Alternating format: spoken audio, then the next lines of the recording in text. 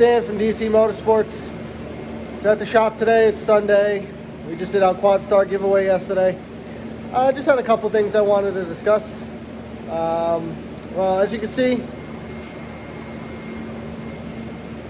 I don't have the trucks in the shop today.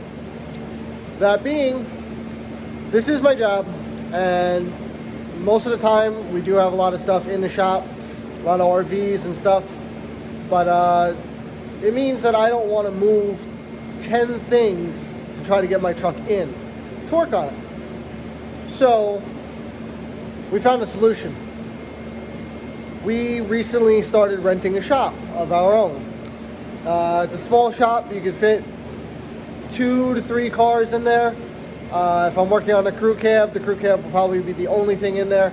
It is somewhat of a small shop, but there is heat, bathroom, water, so pretty much all the basic needs. We're going to work on getting a lift, a nice size compressor, but that's really not what today's video is about. I'm going to go through some of the stuff that we recently got. We have some leaf springs and some gauges and some airbag stuff. So I'm going to make a quick video of that, go over the unboxing, what I'm doing with everything, and hope you enjoy the video. Alright, boys and girls, this is what we have that we're working on today. Well, shouldn't say working on, but I'm going over everything. These are the new gauges that we purchased for the crew cab project. These are all GlowShift gauges. Now, yes, I know everybody has their own opinion. GlowShifts may not be the best, but they are budget friendly, and for what they are, as far as I've tested them, they are decently accurate. I don't really have the money for Autometers or Data Monster. I would love to run a Banks Data Monster on the truck. Maybe eventually, hopefully get some more subs and make some more content for you guys, and maybe one day I'll be able to afford that stuff. But for the time being, we have here drive pressure gauge. So basically what this is going to allow me to read is the exhaust pressure. So when you're building anything turbo car wise, you want to maintain the closer to 1-to-1 boost to exhaust pressure ratio is what you want to maintain. It puts a lot less stress on the engine, and basically the pressure that's going in is equalized with the pressure going out, and everything just works a lot better. We have down here, we have our fuel pressure gauge. We have intake temperature, boost, oil pressure, and exhaust temperature. Now, I do have a boost and oil pressure gauge and an exhaust temp gauge now, but they are a different series. So I wanted to go ahead and try to get everything in a matching series. Unfortunately, the only one I couldn't buy in a matching series was the exhaust pressure gauge. But all of these are the double vision max tow. So we did green and black, so we matched the crew cab project. But what I like about these are they give you a digital readout, so that way you're not trying to drive down the road and look at your gauges and trying to count the damn dashes, and it just gets distracting. So at a quick glance, you're able to read what's going on. I can report you of any issues and stuff that you might be having. So I got all of those gauges. I also did buy this gauge pod. I'm not sure if I'm actually going to use that or not. I have to find out where I'm going to stick 6 gauges. We do have, under my workbench here, some of you that do know me personally, from my older build before I even had a YouTube channel. I wish I had a YouTube channel back then. But this is out of my 1996 diesel Suburban that I had.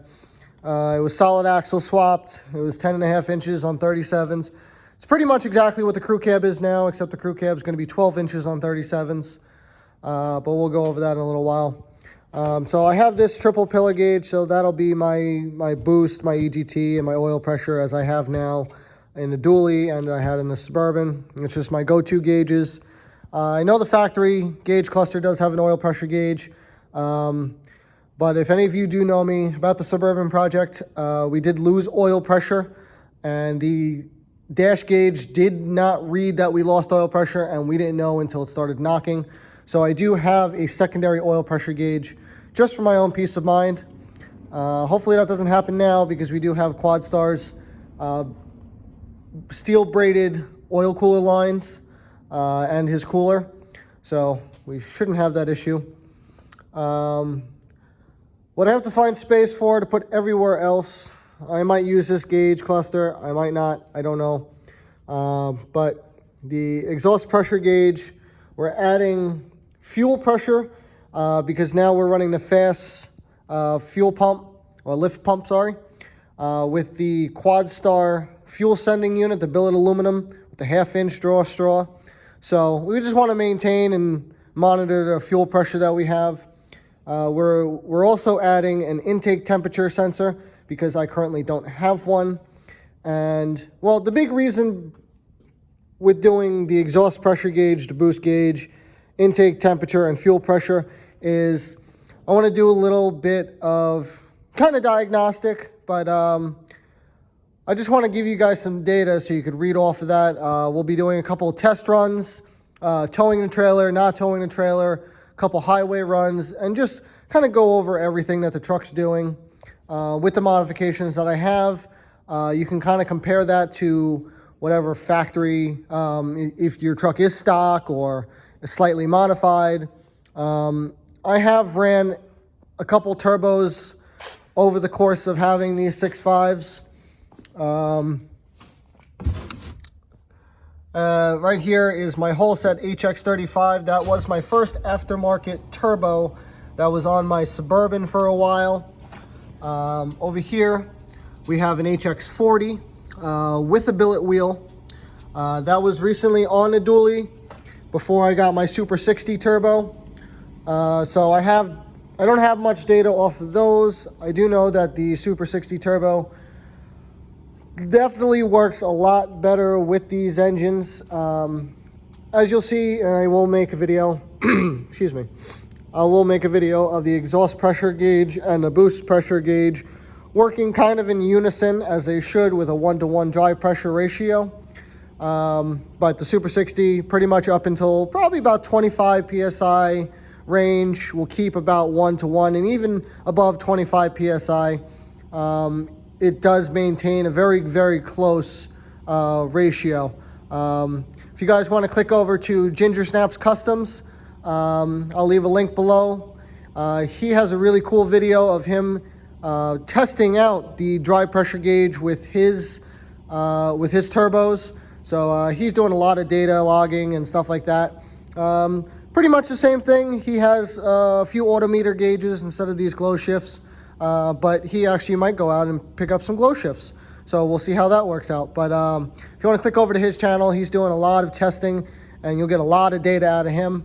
I'm going to try to keep up with some of the data. I want to give you guys as much information so you can do with it as you want. Hopefully you take it and you help improve the platform, and we can keep these trucks alive. So I'm rambling here. I apologize. Over here, we have these max tow gauge accessories. This is a harness. And I'm glad they came out with these because it cuts down on the amount of wires that you're running throughout the truck. So pretty much this allows you to connect 3 of these max tow gauges together. You have your ground wire, your ignition feed, your constant 12-volt feed, your ground wire, and also an illumination wire. So that way, if you want to hook it up, so that way at night, when you turn your headlights on, these gauges automatically dim down about 30%, I believe. So that way they're not as bright. In my opinion, the brightness at night doesn't bother me. It might bother some of you, but it's nice that they include that option. I also purchased with everything here a 1/8 NPT drill and tap kit. So it comes with a drill bit and a tap. So that way you can install the dry pressure gauge. I believe it also works with the exhaust temperature gauge, because I believe that's the same thread, and the boost gauge as well. My fuel pressure gauge, when I bought my system from QuadStar, this spin-on fuel filter kit, he actually does include this brass fitting here, which is great because this screws right into the filter head. And as you can see there, it does have a 1/8 NPT bung, so you can screw a sending unit right into it. On top of that, we have these little mini expandable circuits. I bought two packs of these. Oh no, I lied. I bought 3 of them. So pretty much here, this allows you to tap into your factory fuse box in the truck. So that way you're not splicing into factory wires, having to worry about soldering, heat shrinking, and just, you don't want to mess with the factory wires as much as possible, especially in these older trucks. It's really not worth it. So pretty much you'll find, let's say you'll have a constant power, you'll have your ignition feed, and then you'll have your illumination. So you'll find a fuse that works with that, and they do supply you with a fuse for the gauge itself, and then the other fuse, the other hole in the fuse holder will be the fuse that you took out of this. I kind of got to read the instructions because I don't know which fuse goes where, but I'll be making a video when we install the gauges. I wouldn't worry about that. I'm going to open up some of these boxes and show you guys what is included with these kits.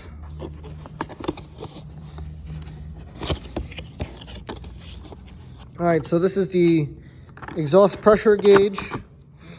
So you do have the gauge in here. Okay, it does come a little plastic on it, so it protects it.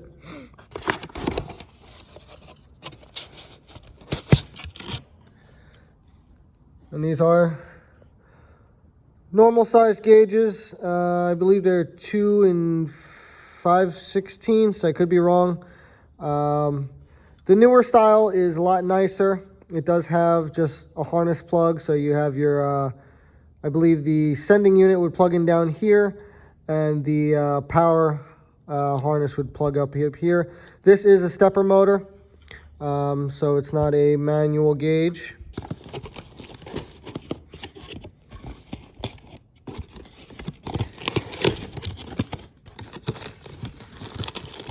We also have in the box here, we do have an instruction manual. This right here, this is your power harness. So that has your constant 12 volt, your ignition 12 volt, ground, and your illumination. And as you guys can see kind of here, these are nice and small sending units. So what's nice about the nice small sending units is when you're doing an install, you got a lot of gauges everywhere. A lot of the older style gauges, like the old oil pressure gauge that I have installed in the truck, it's as big, probably about as big as this gauge, massive sending unit, and it's just huge and it's in the way. So I'm kind of glad they redesigned everything and they are using a smaller sending unit. What also comes in the kit here is you have your sensor wire, which does have weather pack connections on it, which is awesome. So that way you don't have to worry about any, little water getting in there. We also have some fittings here. So these are your brass fittings. So this is so you can adapt this copper line to the sending unit. Again, that's in the instructions. Also through here, this is the part that actually goes into the exhaust manifold. This is what the drill and tap kit is for. And then you have your copper line. So pretty much with the copper line, you're going to put one side's going to go to the exhaust manifold, the other side's going to go to the sending unit. This will be stretched out, kind of like a slinky. So that way you're able to, the whole purpose of behind this on a exhaust pressure gauge is so that the hot exhaust has time to kind of cool down. The same way, if you look under your hood, you may notice by your brake booster or your ABS box that your brake lines are coiled up. And that's to help cool down the fluid that is in your brake lines. So this pretty much does the same thing. As the air passes through your engine bay, cools down the exhaust, so that way by the time it gets to the sending unit, it's not, 1,000 degrees, 500 degrees, anything like that will probably damage the sender unit. They also do, all the gauges do come with this little sunshade, which I personally have never used. It does go down a little bit further. I just can't do it with one hand. They are nice. Depending on where you have your gauges set up, they do come in handy. I haven't really needed them. These gauges are bright enough that even during the daytime, you don't really get a glare on them. I also have tinted windows, so, that really helps.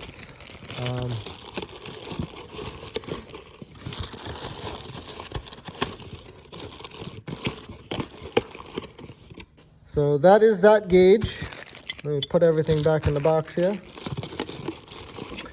This is kind of a long video. I apologize. But I promise you, in the end, it's worth it. Especially if you guys are into the information about these gauges and just anything in general. I try not to banter too much. I don't want to bore you guys. I also am filming by myself. I don't have, someone filming for me. Occasionally I will. You'll see my girlfriend Danielle, who is actually, she is the other part of DC Motorsports. Funny story is that everybody in her house, except for her brother, we are all DC. We have, I'm Daniel Cregan. She's Danielle Cohen. Then we have David Cohen, Diane Cohen, and then we have Peter Cohen.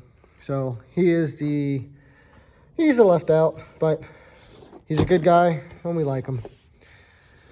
So here we have our fuel pressure gauge. It's going to be the same kind of unboxing. You have the actual gauge itself. They don't make these easy to take out. They don't want you to unbox it with one hand, that's why.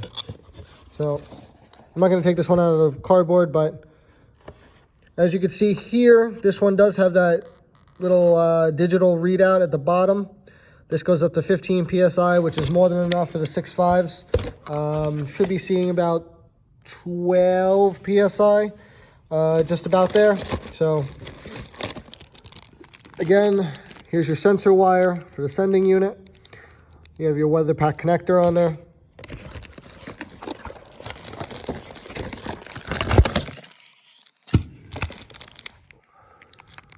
Instructions. This is your power harness and your sending unit.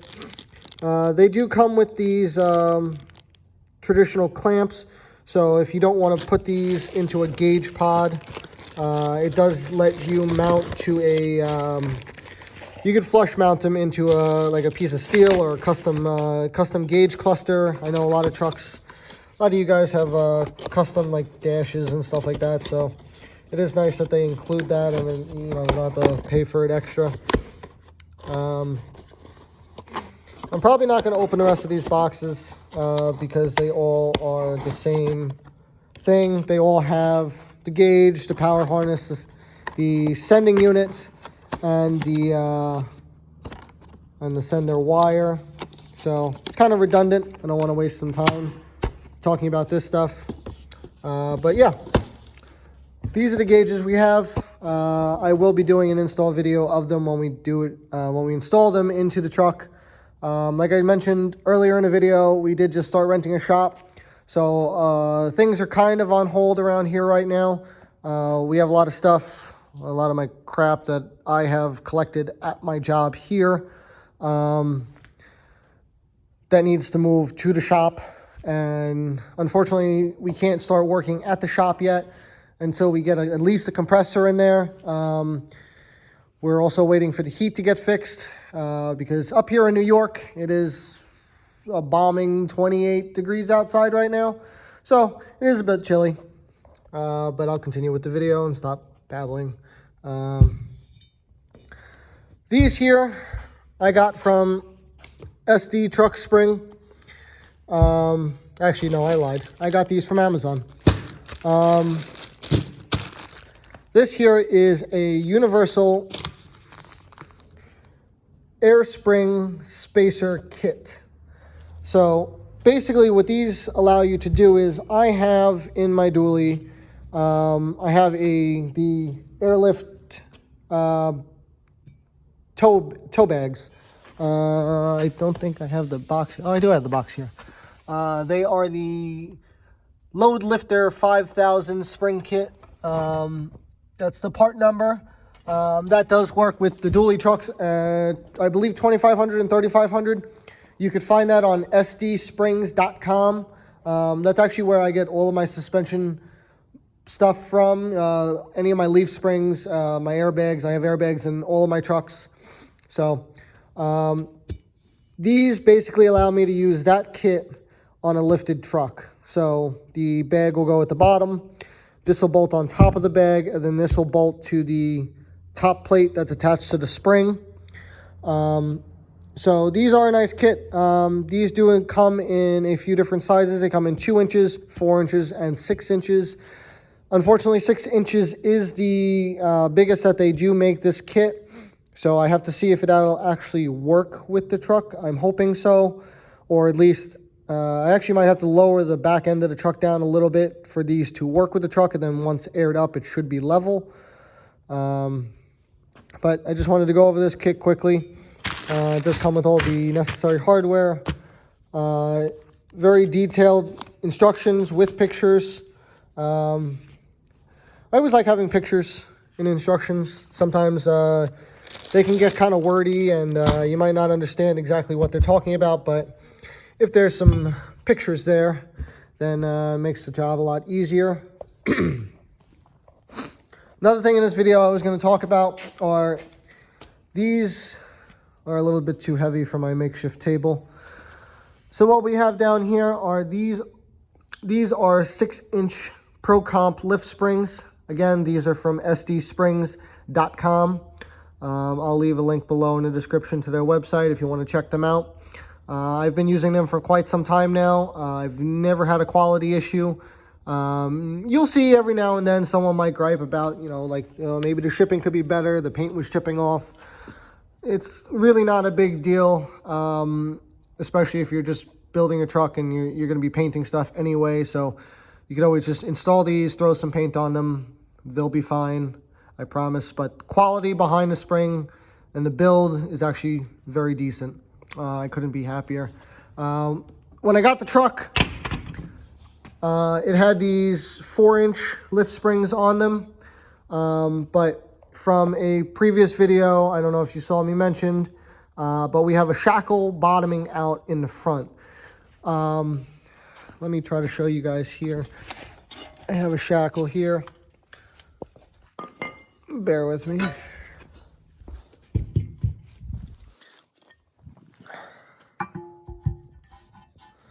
So pretty much this is what is underneath my truck right now. This is actually the old pieces off of my Suburban that I cut up. So this is a shackle, and pretty much, as you can see, kind of level in the video, that would be your frame. This is how the shackle should be, about sitting a little bit further back than perpendicular. So my problem is sitting at ride height, the shackle in the crew cab is currently about there. So every time the spring stretches out from articulation, it's bottoming out. There's a couple ways I could have fixed this. These are a straight shackle. The ones that are underneath the crew cab right now are a strange offset because it is a wider spring pad width axle than my Suburban was. I could get custom ones made, but that was going to be a pain. As you can see here, there is a chunk of the frame that I just cut out because I didn't care. But with the crew cab, I would actually have to sit here and cut out all around the welds, and It is welded in rather nicely, so I don't want to do that to end up moving this backwards to fix the shackle angle. So the only other thing that I can come up with was we're going to go from a 4-inch lift spring to a 6-inch lift spring. Stand this back up.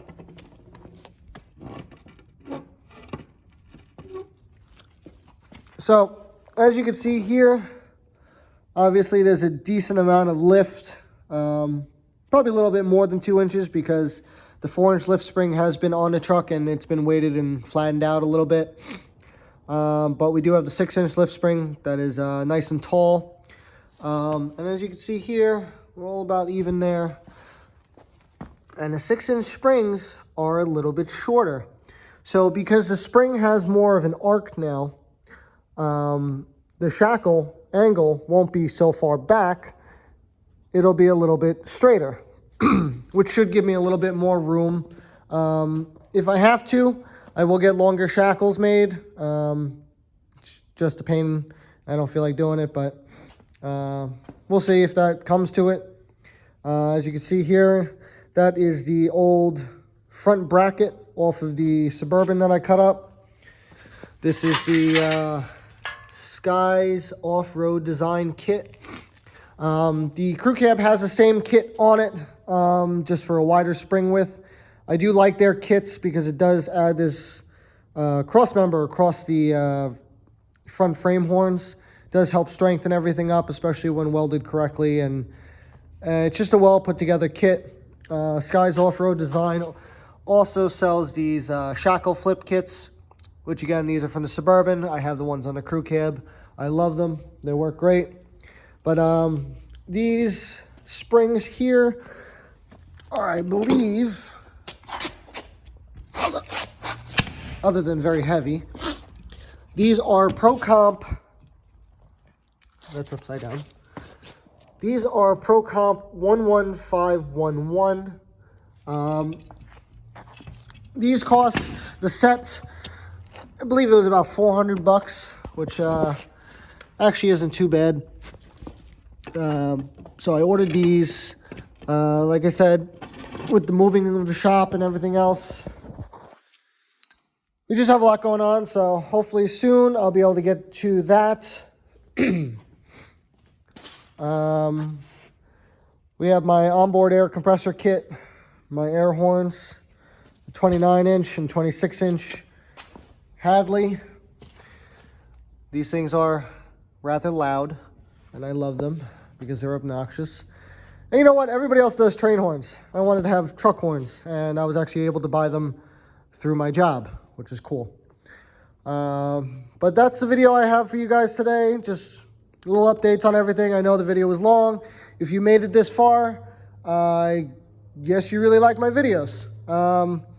So if you could do me a favor and just hit the subscribe button. There'll be plenty more videos to come. We have a lot of stuff to talk about. A lot of work to get done. I really want to try to get this crew cab painted.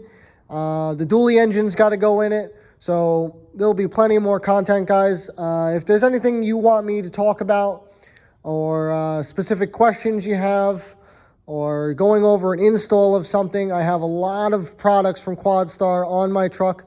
So if you have any questions about that stuff, please don't hesitate. Drop a comment below. And that's pretty much it. If anybody is on Instagram and wants to follow the Crew Cab Project, I do have a hashtag now. It is hashtag Project Green Turdle, and it's not spelled traditionally. It is TURDLE. Project Green Turdle. It was just a green turd. Now it is the Green Turdle. So that is the hashtag. If you want to follow along, that's where I post all my pictures and updates and everything else like that. But that's all I got for you now. So see you guys later. One more thing. I almost forgot about these. They were underneath my workbench. I got distracted.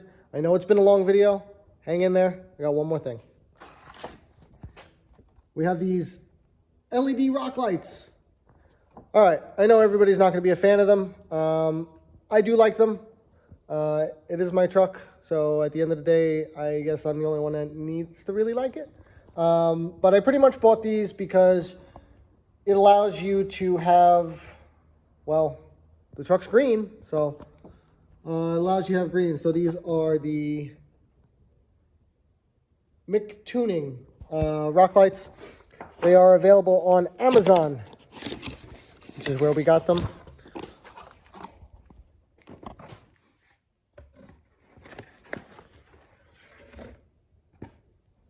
Just lots of wires. You do have a Bluetooth controller, which you control off of your phone. It comes with the power harness. And each of these LED lights comes with a 11-foot harness in itself. So it does make running them a lot easier. And I will say, I did test these already. I'll post a little video of them strobing after this. But these, what's nice about these are they have a dedicated white LED. So a lot of the older versions of rock lights and so forth, they would pretty much turn on all of the colors, the red, the green, the blue, and try to make a white, and it would make somewhat of a white. Sorry, just trying to close the box. It would make somewhat of a white, but the problem was that kind of outside of the area, you would see a little bit of red here, a little bit of green here, and a little bit of blue over here, and it just wasn't a true white. So with these do have a dedicated white LED, so if you did want to do white, which is actually kind of nice, because at night, if something goes wrong, you can kind of look at the truck, turn on the white light, and you have plenty of lights, excuse me. You have plenty of lights underneath the truck. I got the 8-piece kit. So I'll most likely be putting one in each wheel well, and then two on the rocker panels, kind of underneath. It is a little bit of a showy truck, I guess you could say. I hate the term pavement princess. The truck will never have like 24s, 26s with rubber band tires. I do like my 16.5s and my military tires, mainly because they're cheap.